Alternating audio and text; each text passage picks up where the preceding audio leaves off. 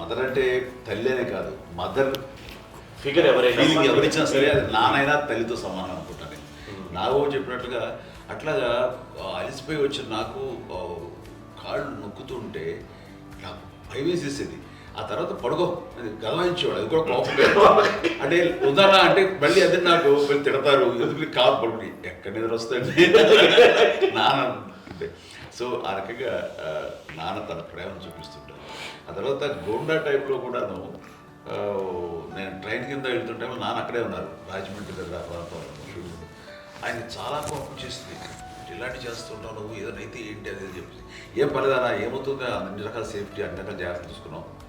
ఈ రోజు ఉన్నది సేఫ్టీ అప్పుడు లేదు. అయినా సరే రేపు పొద్దున నీ కొడుకులు ఇలాంటి పరిస్థితుల్లో నీకు తెలిసి వస్తారు అప్పుడు అనేవాడు. ఎన్నిసార్లు ఆ మాట అనేవాళ్ళు.